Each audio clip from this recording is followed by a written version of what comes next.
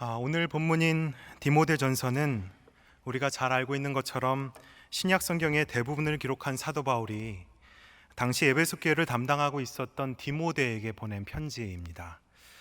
신앙의 선배로서 사도 바울은 신앙의 후배이자 자신의 영적인 아들인 디모데에게 참 복음이 무엇이고 또 기도는 어떻게 해야 하며 또 그리스도인의 태도는 어떠해야 하는지를 편지로 써서 보낸 것입니다. 보통 신학의 책들을 주제와 목적에 따라 분류해 볼 때 이 디모데전서는 목회 서신으로 분류됩니다. 다시 말하면 사도 바울은 지금 편지의 형식을 빌려서 디모데에게 목회적 지침을 전해주고 있는 것입니다. 그런데 여러분, 과거에 바울은 어떠한 사람이었습니까? 다메섹 도상에서 부활하신 예수님을 만나기 전까지의 바울은 이처럼 누군가에게 복음을 말하고 기도가 무엇인지를 말하고 또 교회와 그리스도인의 태도가 무엇인지를 가르쳐주는 모습과는 전혀 다른, 전혀 반대의 사람이었습니다. 오히려 누구보다 교회를 핍박했고 누구보다 그리스도인들을 박해했던 사람이 바로 과거의 바울이었습니다. 심지어 사람을 죽이는 폭행까지도 서슴없이 아무 거리낌 없이 앞장섰던 사람이 바로 바울이었습니다. 성경에서 사도 바울의 등장을 알리는 책인 사도행전은 당시 바울의 모습을 매우 인상적으로 서술하고 있습니다. 사도행전 8장 1절 말씀입니다. 사울은 그가 죽임 당함을 마땅히 여기더라. 여기서 그는 스데반 집사를 가리키지요. 바울은 스데반 집사의 죽음을 마땅하다, 당연한 죽음이었다라고 여겼다라는 것입니다. 여러분, 보통 사람이라면 어떻습니까? 아무리 악한 사람이라 하더라도 누군가의 죽음 앞에서는 사람이라면 되게 공포스러워하거나 그 죽음 앞에서는 되게 보통 숙연해지기 마련입니다. 그런데 바울은 스데반 집사의 죽음을 이처럼 현장에서 직접 목도하고 있으면서도 전혀 흔들림 없이, 전혀 요동하지 않고 그것이 너무나도 당연하다, 너무나 마땅한 죽어야 할 사람이 죽었다, 이렇게 생각했다라는 것입니다. 스데반 집사의 죽음은 당시 예루살렘 교회에 엄청난 충격을 준 사건이었습니다. 그러나 그 충격에서 벗어날 시간도 없이 또 그 동료의 죽음을 충분히 애도할 새도 없이 바울은 연이어서 계속해서 예루살렘 교회를 쉴 새 없이 박해하고 공격합니다. 사도행전 8장 3절 말씀입니다. 사울이 교회를 잔멸할새 각 집에 들어가 남녀를 끌어다가 옥에 넘기니라. 사울이 교회를 잔멸할새. 세번역 성경에서는 사울은 교회를 없애려고 날뛰었다, 이렇게 기록하고 있습니다. 이 땅에서 교회를 아주 없애버리려고 안달이 났었다라는 것입니다. 이 같은 전혀 사그라들 줄 모르는 바울의 이러한 박해와 핍박으로 인해 그리스도인들은 더 이상 예루살렘에 머물 수가 없었고 그곳을 떠나 다른 지역으로 피신할 수밖에 없었습니다. 그런데 눈에 보이지 않으면 마음으로부터 멀어질 법도 한데 이들 그리스도인들을 향한 바울의 위협과 살기는 시간이 가면 갈수록 오히려 등등해졌다라고 성경은 증언해 주고 있습니다. 사도행전 9장 1절의 말씀입니다. 사울이 주의 제자들에 대하여 여전히 위협과 살기가 등등하여 대제사장에게 가서 다메섹 여러 회당에 가져갈 공문을 청하니 이는 만일 그 도를 따르는 사람을 만나면 남녀를 막론하고 결박하여 예루살렘으로 잡아오려 함이라. 여전히 위협과 살기가 등등하여 다른 지역으로 피신해 있는 그리스도인들에게까지 그들까지도 모조리 잡아들이기 위해 바울은 지금의 시리아의 수도인 다마스쿠스, 즉 다메섹으로 향합니다. 그 다메섹에 있는 여러 유대인의 회당들을 거점으로 삼아서 마지막 한 사람까지도 샅샅이 뒤져내어 남김없이 그리스도인들을 전부 잡아내려는 계획이었습니다. 그런데 여러분, 다메섹으로 가던 길에 바울은 어떠한 일을 경험하게 됩니까? 살기가 등등하여 다메섹으로 향하던 바울은 다메섹에 거의 도착할 즈음에 그 길가에서 부활하신 예수님을 만나게 됩니다. 그리고 그 순간을 기점으로 바울은 다메섹 이전의 바울과 다메섹 이후의 바울로 이전과는 전혀 다른, 전혀 반대의 삶을 살아가기 시작합니다. 우리가 잘 알고 있듯이 과거에는 교회를 그토록 잔멸하려 했던 사람이었는데 이제는 교회를 든든히 세워가는 데에 앞장서는 사람이 되었던 겁니다.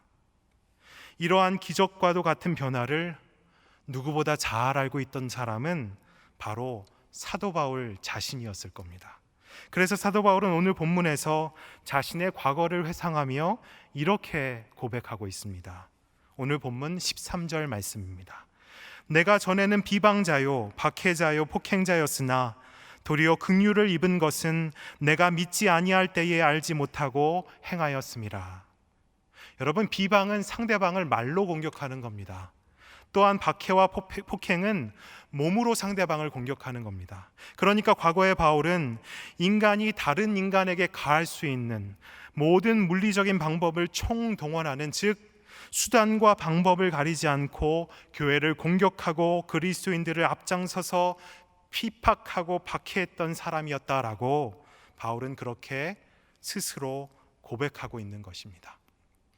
과거에 나는 그리스도인들에게 비방자였고 박해자였고 폭행자였습니다. 심지어 죄인 중에 괴수, 죄인들의 우두머리와도 같은 사람이었습니다. 사도 바울은 자신의 과거를 회상하며 이렇게 고백하고 있는 겁니다. 즉 교회가 무엇이고 기도는 어떻게 해야 하며 또 그리스도인들은 누구인가를 말하는 등의 그러한 목회적 지침을 가르칠 수 있는 사람이 전혀 아니었다라는 것입니다. 그런데 지금 바울은 신앙의 선배로서 또한 영적 아비로서 신앙의 후배이자 영적 아들인 디모데에게 이 모든 목회적 지침들을 친히 하나하나 가르쳐 주고 있는 것입니다. 여러분, 참으로 감격스러운 순간이지 않습니까? 앞장서서 교회를 잔멸하려 했던 그가 이제는 교회를 든든히 세워가는 데에 앞장서 있는 과거와는 전혀 다른 사람이 되어버린 겁니다. 훗날 이 과정, 이 모든 과정을 지켜보는 우리에게도 이처럼 이 사실이 감격스러운데, 여러분, 당시 바울의 이러한 변화에 누구보다 감사하고 감격했을 사람이 또 누구였겠습니까? 하나님은 물론이시겠고 이 변화에 누구보다 감격했을 사람은 그 역시도 바로 사도 바울 자신이었을 겁니다. 그래서 바울은 오늘 본문에서 또 연이어 이렇게 고백합니다. 12절 말씀입니다. 나를 능하게 하신 그리스도 예수 우리 주께 내가 감사함은 나를 충성되이 여겨 내게 직분을 맡기심이니. 교회를 핍박하고 박해했던 전과가 있었는데도 불구하고 이렇게 복음을 전하고 신앙의 후배들에게 목회적 지침을 전할 수 있는 그러한 직분을 나에게 주시니 내가 감사하지 않을 수 없습니다. 바울은 지금 그렇게 고백하고 있는 겁니다. 나를 능하게 하신 그리스도 예수 우리 주께 내가 감사함은 내게 직분을 맡기심이니. 여러분, 여기 직분이라는 단어가 나오는데요, 이 직분에 해당하는 헬라어 단어는 헬라어 디아코니아입니다. 여러분, 디아코니아가 무슨 뜻입니까? 섬김이라는 뜻이죠. 주인이 식사를 다 마칠 때까지 주인 곁에 서서 주인이 언제든 부르면 그 물음에 응답할 준비가 되어 있는 상태, 그 하인의 자세를 가리키는 단어가 바로 이 디아코니아의 의미입니다.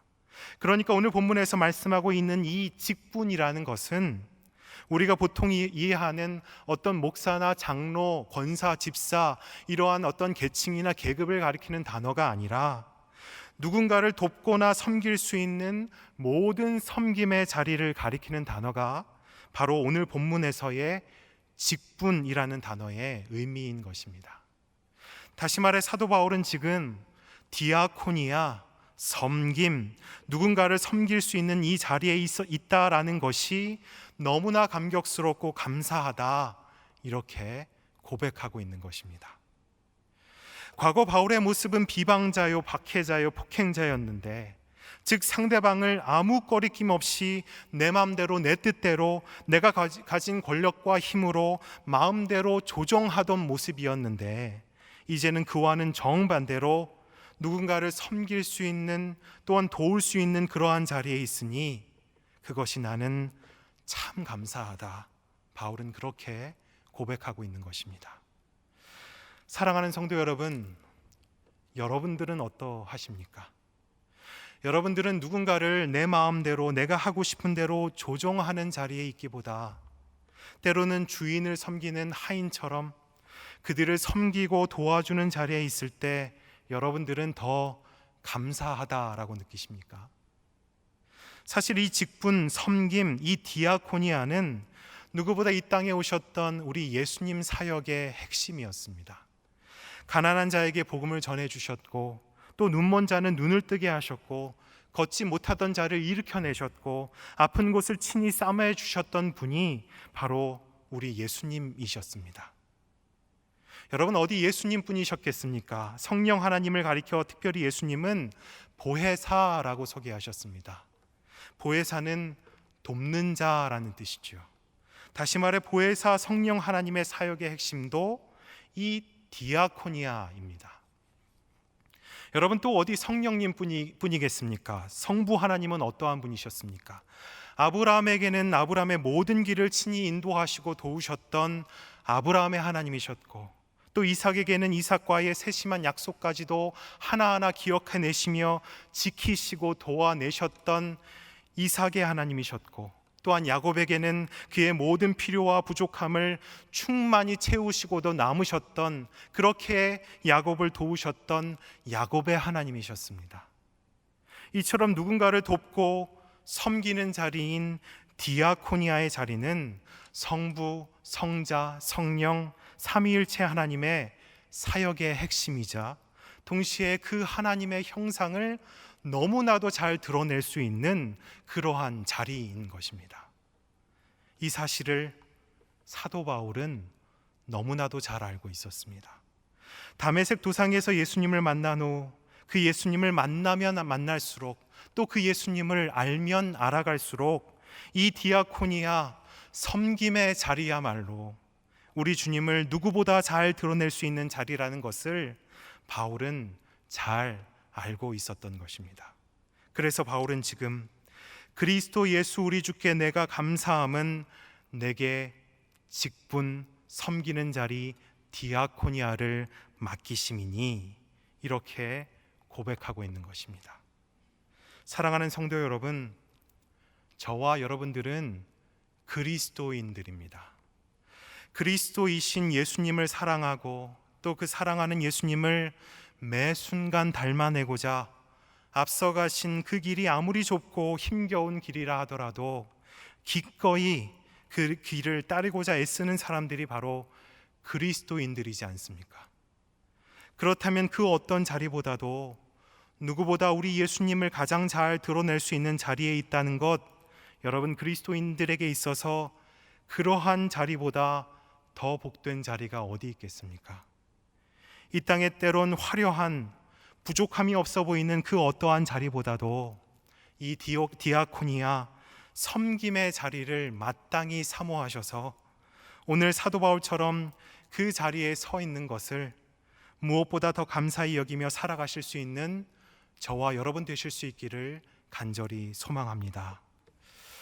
그런데 오늘 본문을 가만히 한번 다시 살펴보면 오늘 본문에서 우리가 좀 더 꼼꼼히 살펴봐야 할 말씀이 하나 있습니다. 여러분, 사도 바울은 지금 진정 무엇에 감사하고 있는 것일까요? 직분을 주신 것에만 감사하고 있는 것이라면 여러분, 직분이 크고 작음에 따라 사도 바울이 감사하는 정도가 달랐을 겁니다.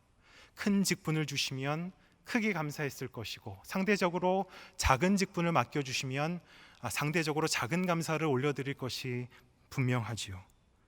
사실 오늘 본문에서 사도 바울이 감사하다라고 이렇게 고백하는 진짜 이유는 따로 있습니다.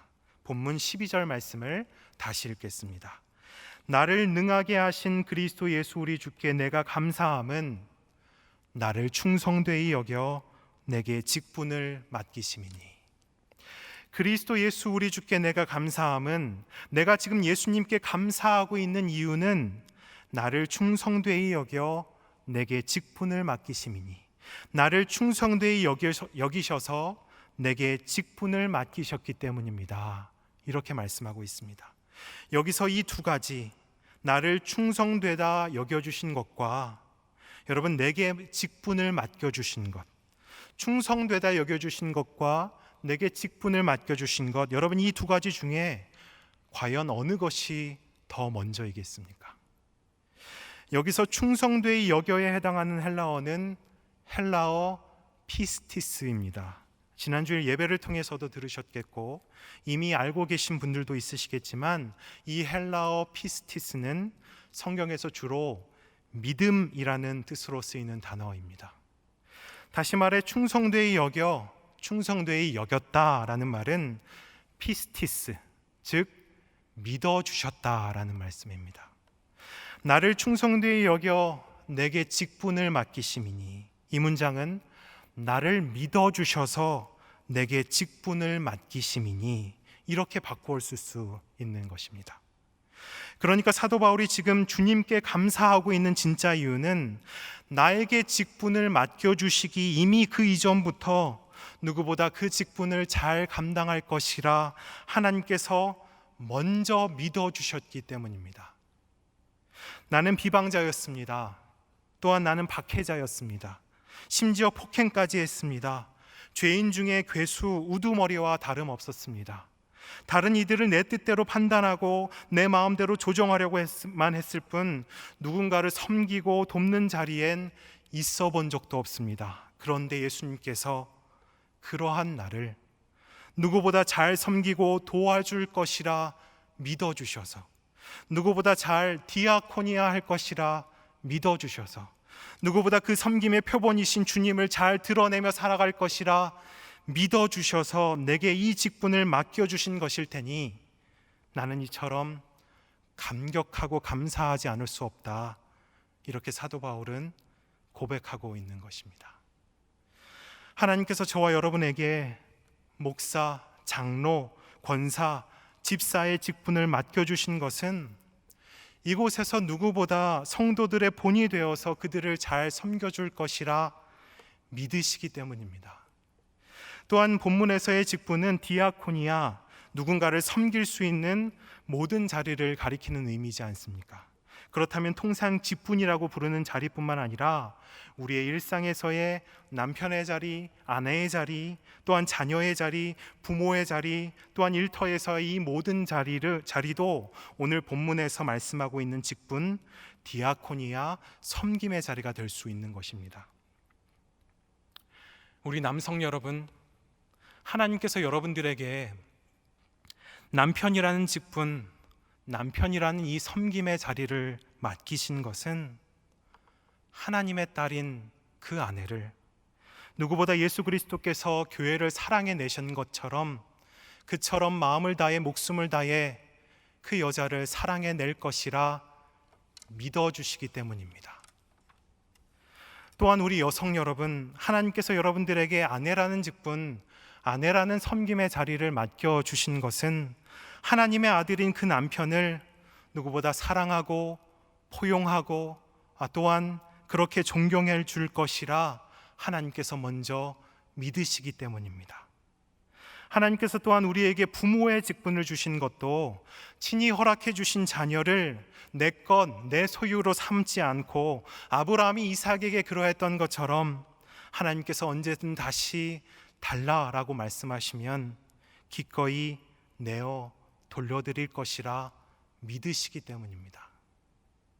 또한 하나님께서 여러분들에게 자녀의 직분을 주신 것도 유괴아비인 부모님께 순종하고 사랑하고 또한 공경하여서 누구보다 자녀를 위해 사랑하고 그토록 참아내셨던 그 인내와 사랑의 수고가 헛되지 않게 할 것이라 믿으시기 때문입니다.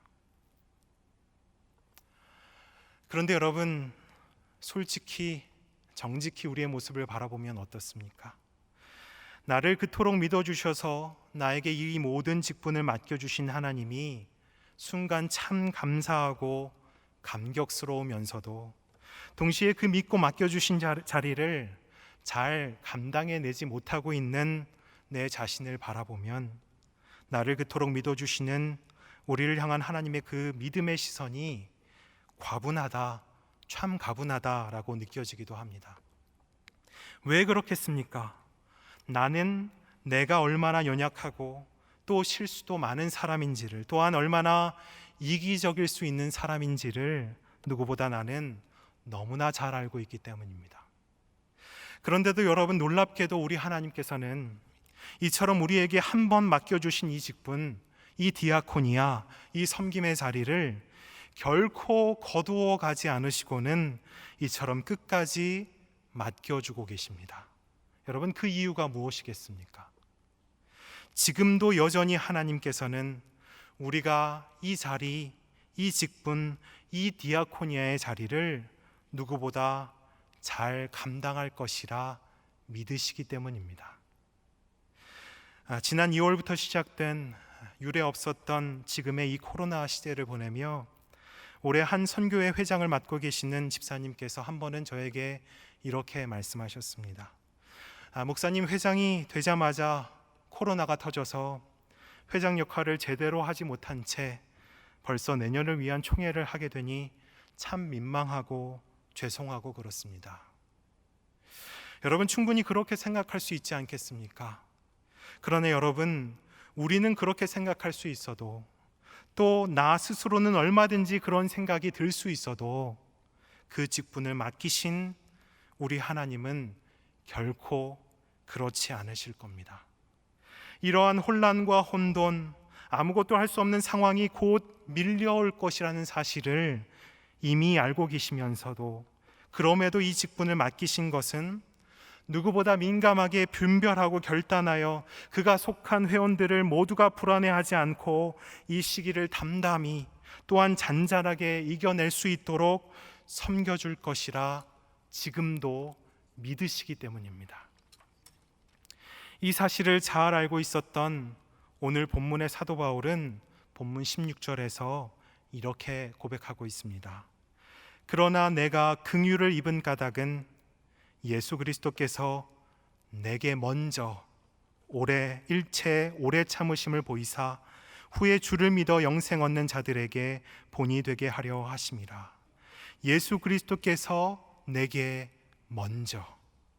사랑하는 성도 여러분, 오늘 이 바울의 고백을 통해 지금 여러분들이 서 있는 그 자리에서 내게 직분을 맡겨주시기 그 이전부터 나를 먼저 믿어주시는 하나님의 그 믿음의 시선을 놓지 않고 바라보시며 살아가시는 저와 여러분 되시기를 간절히 소망합니다. 구약 성경 중 기도와 노래의 책인 시편의 대부분을 기록한 다윗도 오늘 이 본문에서의 바울의 고백처럼 하나님의 이 먼저 믿어주심을 너무나도 잘 알고 있던 사람이었습니다. 그래서 다윗은 그 유명한 시편인 시편 23편에서 그 마지막을 이렇게 노래하고 있습니다. 내 평생의 선하심과 인자하심이 반드시 나를 따르리니 내가 여호와의 집에 영원히 살리로다. 아멘. 하나님의 선하심과 인자하심이 반드시 나를 따르리니, 여기서 따른다는 말은 그냥 그 뒤를 총총 종종 쫓아간다는 것에 그치는 뜻이 의미가 아니라 본래적인 그 의미는 그를 추적해낸다라는 말씀입니다. 하나님의 선하심과 인자하심이 반드시 끝까지 나를 추적해낼 것이니 나는 마침내 여호와의 집에 영원히 살게 될 것입니다. 다윗은 이렇게 고백하고 있는 것입니다. 내가 어디로 가든, 또 내가 어떠한 위험에 처하든, 때로 처절한 실패와 절망 가운데 있든, 심지어 넘어져서 주저앉아 버리든, 그 선하시고 인자하신 하나님께서는 반드시 끝까지 나를 찾아내 주셔서, 그렇게 추격해내셔서 내가 여호와의 집에 영원히 살 수 있도록 인도하시겠다라고 약속해 주고 계시는 것입니다. 사랑하는 성도 여러분, 그리스도인이라는 말처럼 내가 주님을 따르며 그렇게 살고 있는 것 같지만 사실 알고 보면 언제나 주님께서 이처럼 나를 우리를 먼저 사랑하고 계셨습니다. 지금도 내가 주님을 믿고 있는 것 같지만 알고 보면 언제나 주님께서는 이처럼 나를 먼저 믿어주고 계셨습니다. 오늘 이 다윗과 오늘 본문에서의 사도 바울의 고백에서처럼 언제나 나를 먼저 믿어주셔서 지금 우리가 서 있는 이 자리, 이 직분, 이 디아코니아, 이 섬김의 자리를 맡겨주신 그 은혜를 기억하며 이후로도 계속해서 하나님께서 친히 믿어주시는 사람들답게 그렇게 살아가실 수 있는 저와 여러분 다 되실 수 있기를 예수 그리스도 이름으로 축복드립니다. 기도하시겠습니다. 하나님 아버지, 우리가 주님을 믿으며 살아가는 것 같지만 언제나 주님께서는 우리를 먼저 믿어주셨습니다.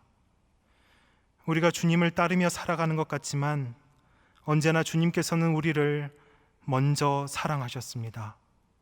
그 은혜와 은총을 기억하며 살아가는 복된 인생들 되게 하여 주시옵소서. 우리를 향한 주님의 그 변함없는 믿음의 시선을 날마다 기억하게 하셔서 믿고 맡겨주신 자리, 믿음의 시선을 받은 자답게 끝까지 잘 감당해내는 주의 자녀들 되게 하여 주시옵소서. 무엇보다 이 자리가 디아코니아, 주님을 가장 잘 드러낼 수 있는 섬김의 자리임을 잊지 않게 하시고 매 순간 감사함으로 감당하며 살아가는 주의 거룩한 성도들 되게 하여 주시옵소서. 예수 그리스도의 이름으로 기도하옵나이다. 아멘.